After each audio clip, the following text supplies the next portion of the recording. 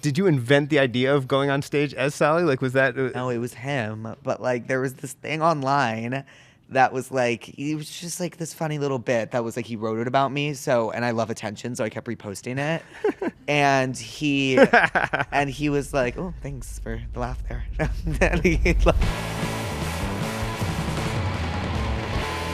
I'm Brian Hyatt. Welcome to the Rolling Stone studio, live at South by Southwest. I'm so excited to be here with Jake Shane. Hi, Brian. Who has his very first movie out now, Wishful Thinking. Yeah. Yes. I'm very excited. I can't believe that it's real, honestly. I think I'll believe it once I get there and like have it, like see it for the first time.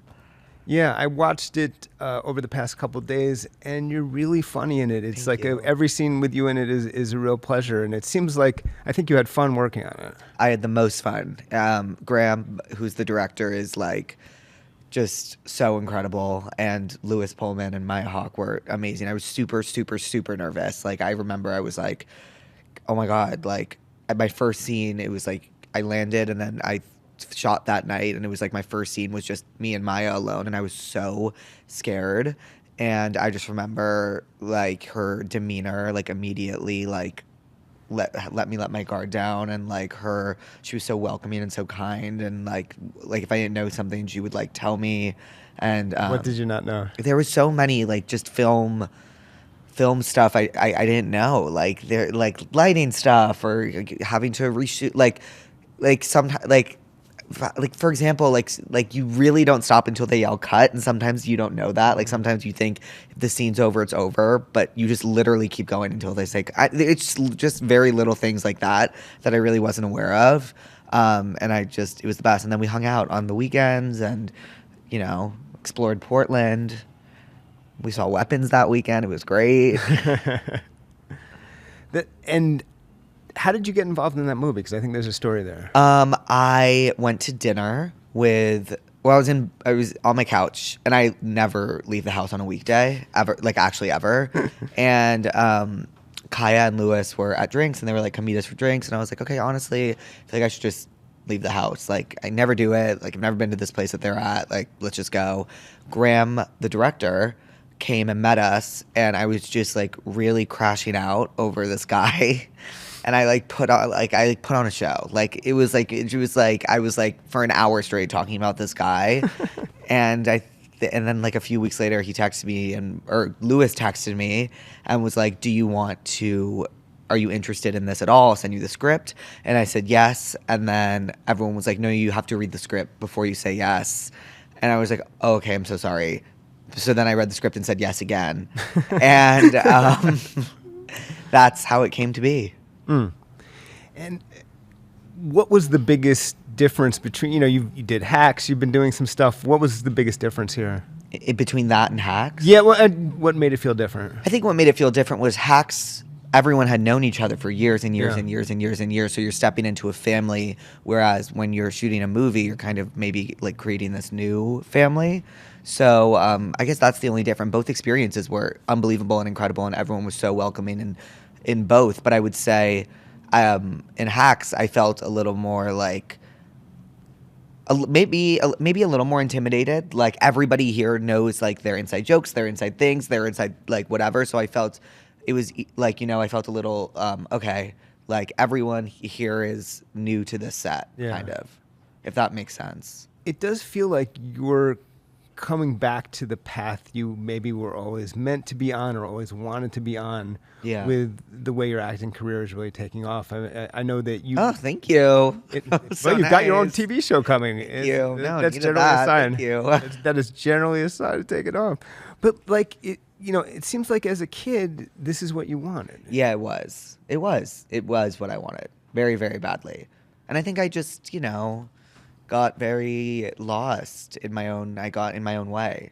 I was so obsessed with like image and like being cool and like wanting to be perceived a certain way, and like I was unmedicated, honestly, which sounds silly, but it really getting on medication like really changed my life. I got on medication I think in 2020, and that's I think when I felt a shift. And yeah, I was really, and then I took a theater class my senior year of college, and I was like, fuck, I really miss doing this. So it was like in the whole gap between like sixth grade, I think, when you quit. No, it was, I did my sixth grade musical, an eighth grade play, Okay. and then high school is when I just Okay. lost the plot. And then I came back and did my senior year play, which was Pride and Prejudice. And I was just like, oh my God, I have my most fun when I do this. Why don't I do this? And then I went to college and kind of fell into that same routine of like, I need to be cool. I need to be this. I need to look this way. I need to, I like was trying to just be something that I don't know. I was trying to like be something that didn't come to me naturally, I feel like. And so doing this feels natural, and like I feel very grateful. Like I feel like I had a hard time feeling grateful for things when I grew up, and when I do things like this, that gratitude comes very easy to me, which means I know that I'm doing the right thing. I think that there was a lot of improv on this movie. Yes, a lot. I feel like I've learned something from every set I've been on. It's like I didn't know what an alt was before Hacks. I didn't know what a button was before Hacks. So like when they would say add a button, I would know what they mean. It's just like add a little improv line to close out the scene. So like, like even before we would step on, because what was so beautiful about the way Graham directed it was that he got to know me as we shot. So if the script was already written right before we would shoot a scene, he'd be like, actually, how would you say this? Like, would you want to say this differently? Like, do you know what I mean? Yeah. So we weren't super married to that. And I think that's what makes it so great. Is there a part of you that wants to, maybe be the romantic lead rather than in this movie, you're very much like, you're the, like, not quite best friend, but like the, that best friend type side, very funny guy. And then, but it's always like, but why can't I be the, I would love to be the romantic lead of a movie. That would be great. That would be amazing. I would love that. But I am really just like happy to be a part of it. I feel like I also love being the funny friend. I love just like being on set and acting and becoming different characters or playing a version of myself. But yeah, no, being a romantic lead would be cool. I love how your character is sort of a fan of Maya's character in this movie. I channeled like my inner when I would try to impress the older girls in like middle school. Like that's like what I like drew back to. And it worked in my head. It's also like Maya's so impressive that it's not hard to act. No, not hard at all. Not hard at all. What else surprised you about the process or watching Maya act? It was just like, okay, should we run lines quickly before the scene? And like I was like, okay, quick. Like, you know what I mean? Like I was just like so intimidated, and they just like the way that her and Lewis can drop into character like that, I thought was incredibly impressive. I didn't hear them complain once about anything ever, and it was incredibly hot in Portland.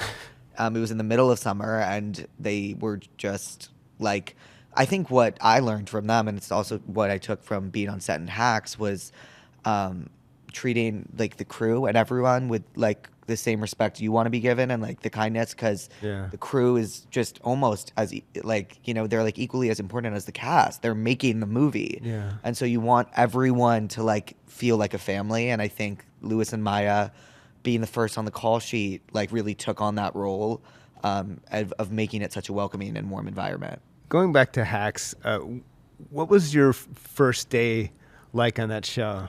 I was so scared. I was literally such a big day. So scared.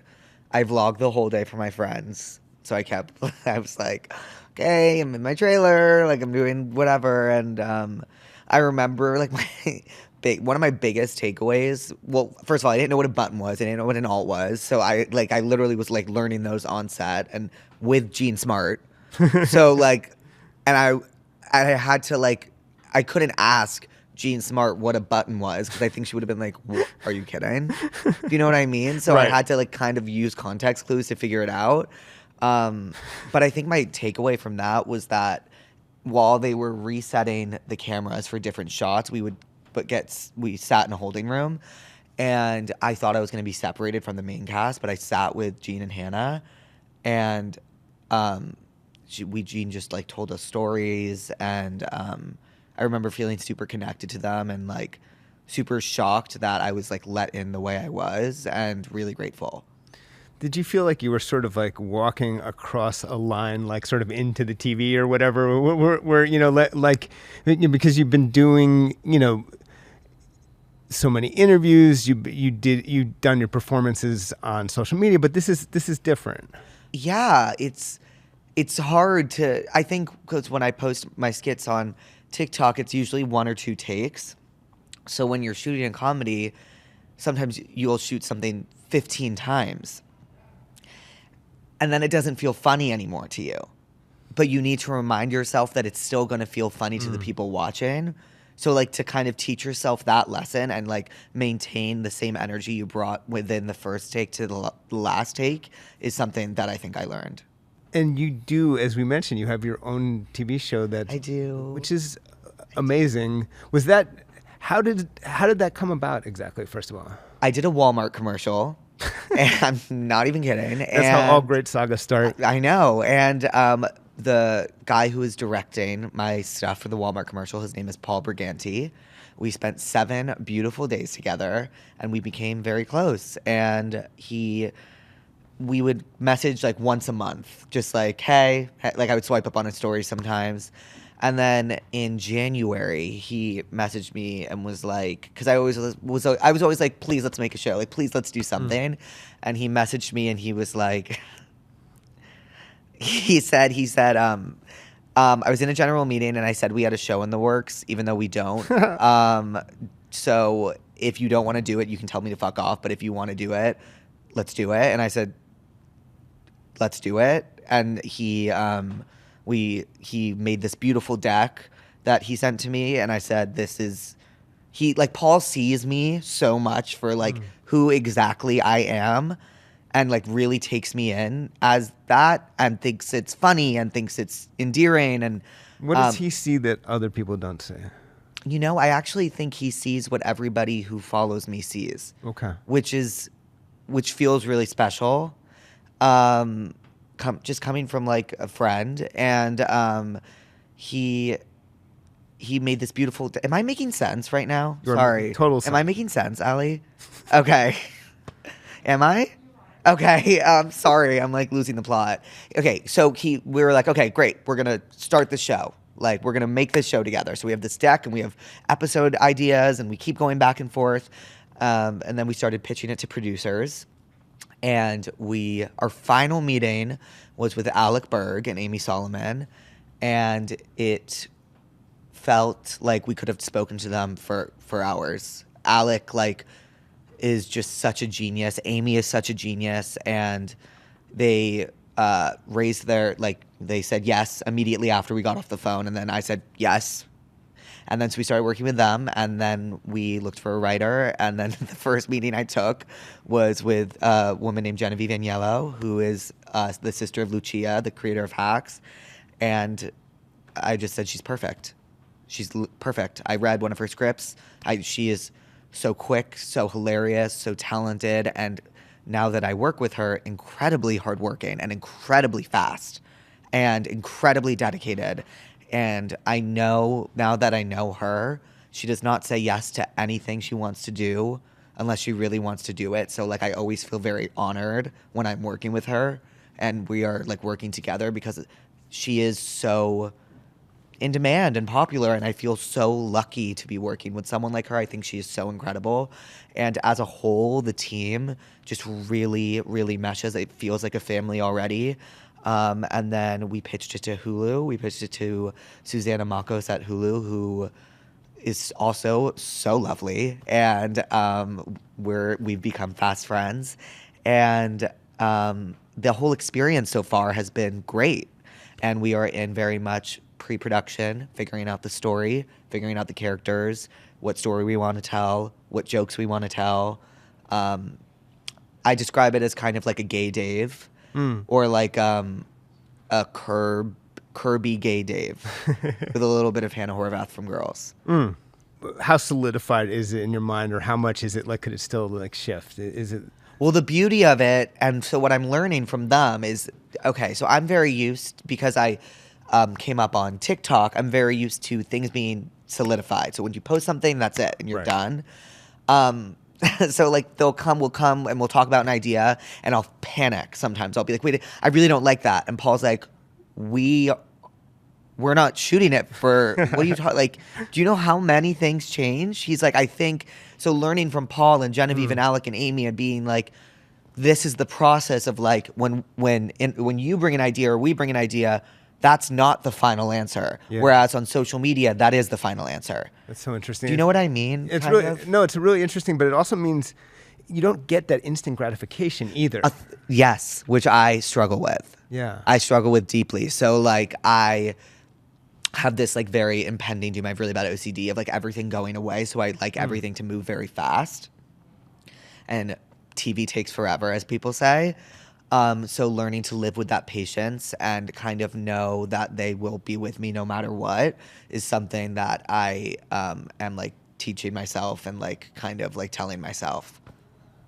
Is it pure excitement, or is there also like, it's a big deal to have your own show, and it's also like, you know, sometimes they go wrong and then you have to deal with that. So how do you kind of, and it's like your show, so you have a degree of ownership here. Well, I feel like I have to slow myself down because I feel like it's too good to be true. Do you know what I mean? And I don't act on your own head. Yeah, I have to. And I am so scared it's gonna go away. Yeah. So I'm like, I like, that's like, even when I film a good podcast episode, I'm like, can we put it out next week, even though we have like 4 scheduled ahead of it, because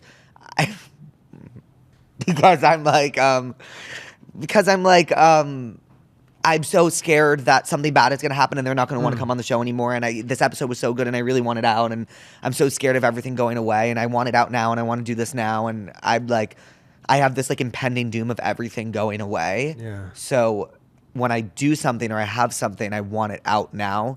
And I feel like this past year, especially, I've been learning to live with patience. I also switched my meds. So... Do meds ever make it hard to access emotions? Is that No, I also smoke a lot of weed. So that usually brings it back out. I stopped smoking for 9 months, then started smoking again on the same meds. So that was like real mania right there for like a few months.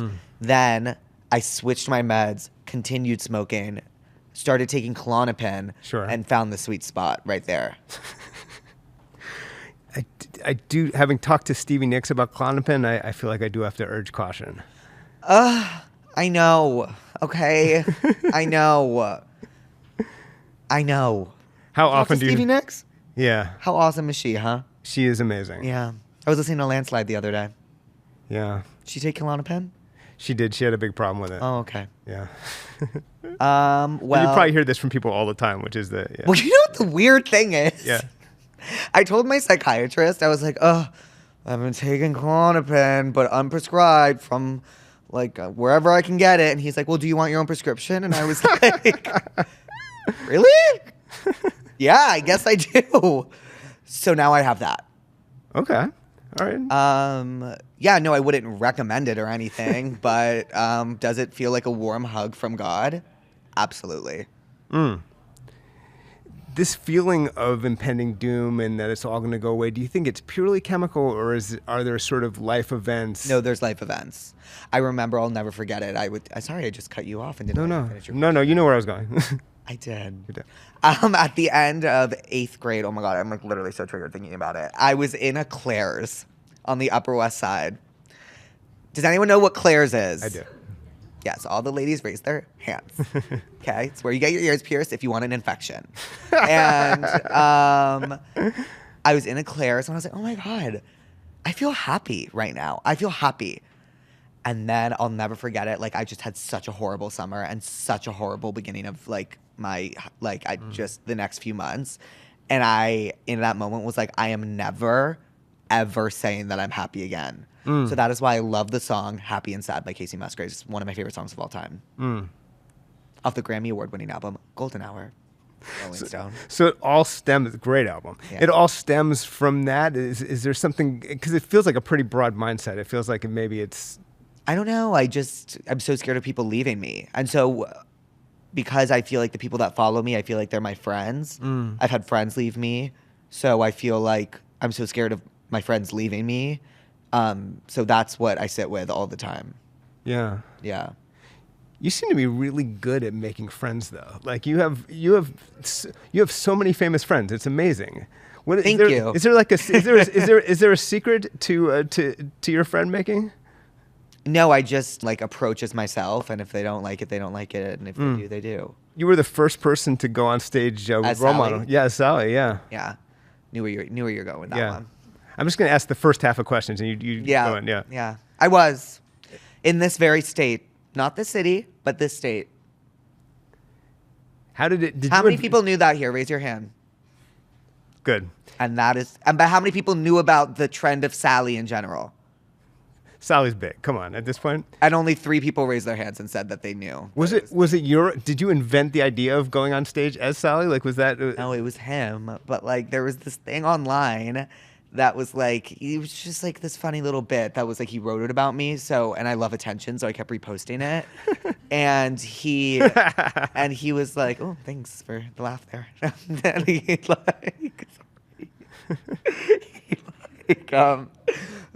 I make myself laugh sometimes. He basically, we were in Dallas the same night we both had a show, and I was like, do you want to come to mine? And he was like, nope.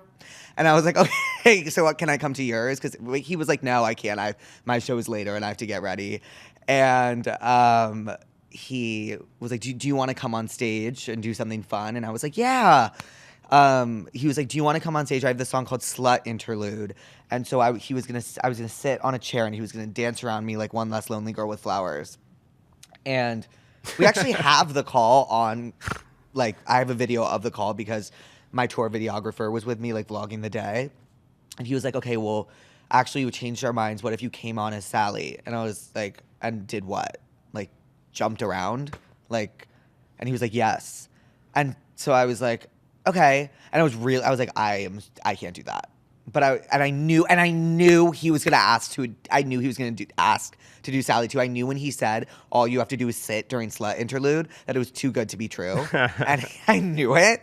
And he brought it up and I was like, okay, yes. And I was like, okay, but it'll be fine because I have my first show tonight of my tour and I will feel totally comfortable on stage and totally fine because I just have gotten off my own. And that was not the case. So if you see in the video, I literally run off. I like go on for 5 seconds and I run off. And now you all know role model. So, shout out me. Your mom is a journalist, right? She is a journalist. Yeah. Yeah. Do you ever feel like you're doing acts of journalism with your interviews, or do you feel it's a different category altogether? I think it is insulting to journalists to say what I do is journalism. I don't know about that. It is. And you can clip that. So, we'll dig into that a little bit. Like, I'm not a journalist. Yeah. I didn't go to school for journalism. There are real journalists out there asking real, thoughtful, hard questions. What I am having with people is a conversation. You can say that's journalism, but it's not hard-hitting. What I do isn't hard-hitting. I want to create a comfortable, friendly environment for my guests. I don't ever want them to feel... I've always said I want my show to feel like if you were just to sit down with them and get to know them, what it would feel like. Do you think that some of these people go then on a show like yours to avoid journalists? Probably. And how do you feel about that? I don't care. That's a very real answer. I'm just happy to have them. I think it's fun. I just want to make people laugh. If I can get people to, like, I'm not here to, like, I mean, it's not, their agenda is of no, I don't really mind what their agenda is. What I care about is that the episode as a whole means something to the people watching it. Yeah. Whether you're laughing or you are feeling seen by it or you're crying, or which doesn't happen often, I don't think. But like what matters to me is I'm putting out something worth watching. So whatever their agenda may be is none of my business. If they want to cut things, do you always say yes? Always. Always. Doesn't it ever, even speaking non-journalistically, just as someone who's treasures like the great moments, because a lot of times it's going to be a great moment, is there a part of you that sometimes tortures? No, there will always be another one. And I think it's really selfish to not honor someone's discomfort with something that they've said.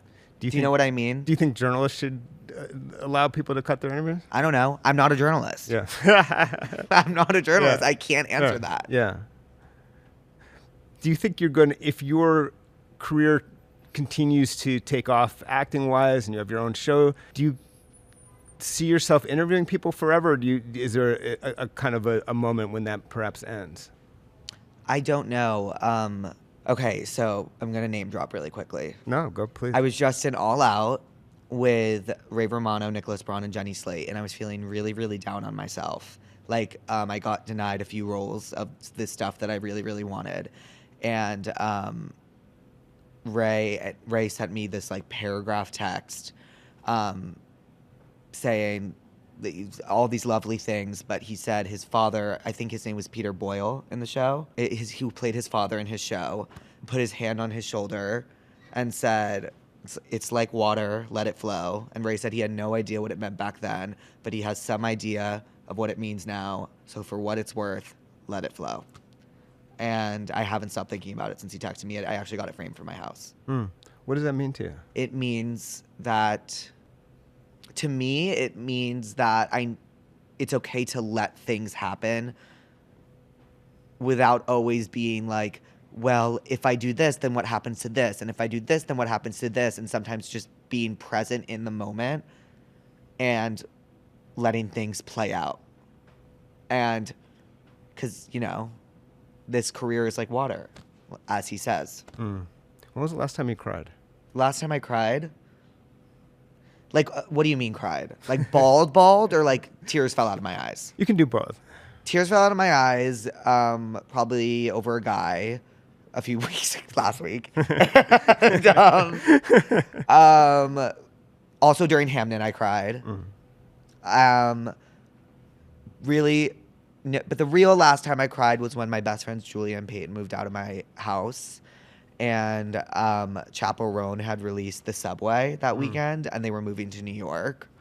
I just, like, didn't need it at the time, okay? Like, and I just remember we were saying goodbye, and I looked at my best friend Julia, and I said, I can't look at you.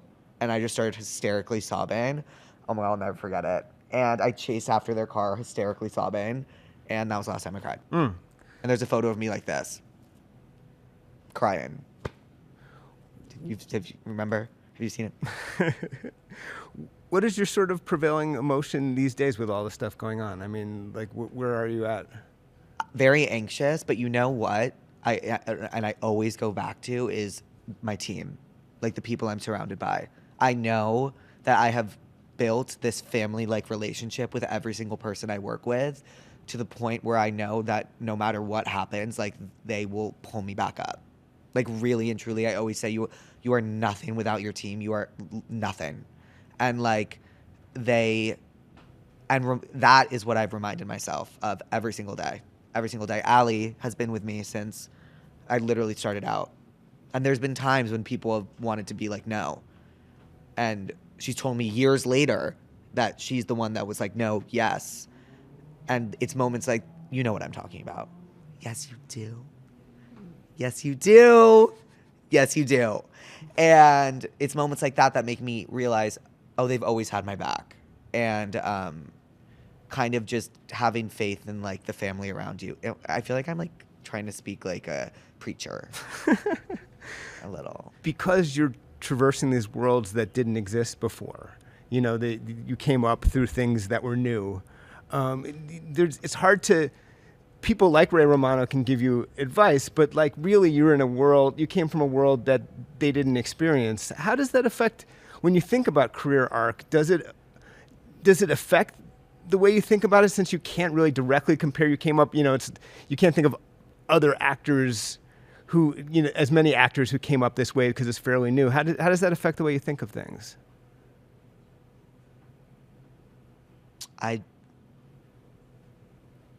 Now I'm thinking about it. So, hold on.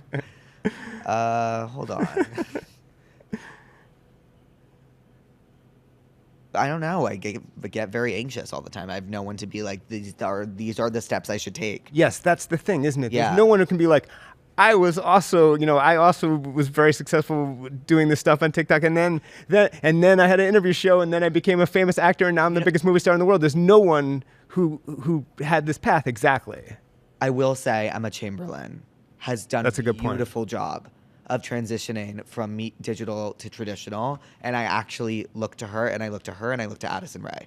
That makes sense. I look to Emma Chamberlain, Addison Rae, Alex Warren. There's a lot more people that started out on the internet than you would assume. Shawn Mendes, Justin Bieber started out on the internet. Is the OG of that, yeah, pretty much. Yeah.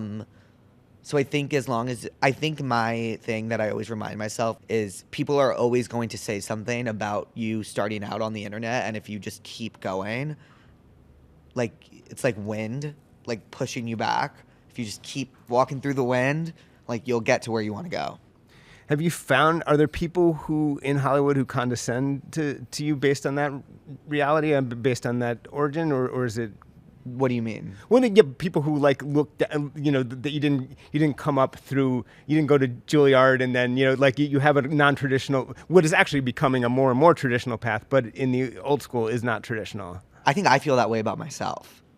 You're the biggest, yeah. So I don't know if other people feel that about me. I'm sure they do. But I feel that way about myself, so... Does that create imposter syndrome? Yes, yeah. Allie says I have imposter syndrome really badly. And I know I do. I definitely do. I definitely do. I mean, I can say watching you in Wishful Thinking, like specifically because I just saw it, there was never a moment where I'm like... That's Jake Shane from the internet. I was just like, really? No, I mean, like maybe like the moment when I first saw your face, but once you're in the character, I was seeing the character. Thank you. And for real. Thank you. And that is a testament to Graham and everybody on that set, because they did not treat me like a kid from the internet. They were like, you are here as an actor. We hired you because we think you are funny. Who are your heroes, though? I mean, do you tend to look to comedians, to actors? Comedians. Yeah, and so who are the 5 funniest people who ever lived? Kristen Wiig, Maya Rudolph, Tina Fey, Meg Stalter, Joan Rivers. Wow. Where do you go? Where does Joan fit into it? What did you see of Joan that you loved? I used to watch Fashion Police with my mom, and it was my favorite time. And I just was like, I can't believe she just said that. But fuck, it was so funny. She was so quick. She was so smart. Have you ever seen her documentary? It's so good. It's so good. I love how she lived like she's literally the queen. Like, it was amazing. But she says comedians are the most insecure people on the planet because you're getting up on stage and you're like, I don't care if you're laughing at me or with me, just laugh at me. How important is stand-up to your conception of yourself? I mean, it's not really... I don't really do stand-up. Yeah. When I do a live tour, I do a live podcast, it has bits of stand-up, and that's why I listed Meg Stalter, because I think what she does is incredible. She does stand-up, but she does it in a very non-traditional way. She kind of tells stories. Actually, I don't know.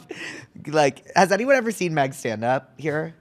We're doing live, more fact-checking. Sorry, it's amazing. If you have not seen Meg Stalter do stand-up, you have to. It is the fun. Like, you're basically like, what the fuck am I watching? In the best way possible. It is one of the greatest gifts to this earth. I look to her to be like, you don't need to do stand-up in a traditional way to call it stand-up. Yeah, that's what I was wondering, is if you even saw yourself as that at all. No, I would not call myself a stand-up comic. No. And you wouldn't, have you ever thought about trends? Because I could also see, at the same time, I was going to say, I could see you doing that if you wanted to. So that's kind of what I was wondering. My issue is, it's hard. To be a really good stand-up, you have to tell that story that you're telling or that joke as if you kind of thought about it on the spot. And like it just had happened to you. Yeah. And I think I would need to do a bit of training in order to get there. Do you know what I mean? Well, I think you struggle with, you're afraid of artificiality. The same way I've seen this here. You want to acknowledge as an audience. You want to acknowledge, like you have a fear of artificiality or a terror of it. Yeah, I do. Yeah. I think that's my OCD. I do. I just get scared of someone being like, "You're lying." It's like, no, I'm not. And finally, I mean, is there a career that you want? Is there someone whose career that you would be delighted if you ended up having? Yeah, Timothy Chalamet would be cool. Yeah, everyone. Yeah. And Oscar pick? Well, I'm hosting the Vanity Fair carpet, so I feel uncomfortable saying Conflict of interest. that who I want, but I'll tell you all after who I want to win. Fair enough. I feel confident in saying that I think Train Dreams should win for cinematography. Has anyone seen Train Dreams? Amazing. And the cinematography is just glorious. And that's who I want to win for cinematography. In terms of best actor, best actress, everything else, I won't. Top secret. Yeah. I can't. I have no opinions. On air. Fair. Jake Shane, thank you so much for coming to the Rolling Stone studio live at South by Southwest. This was live? Only to this room. Okay, cool. Thank you, Brian. Thank you.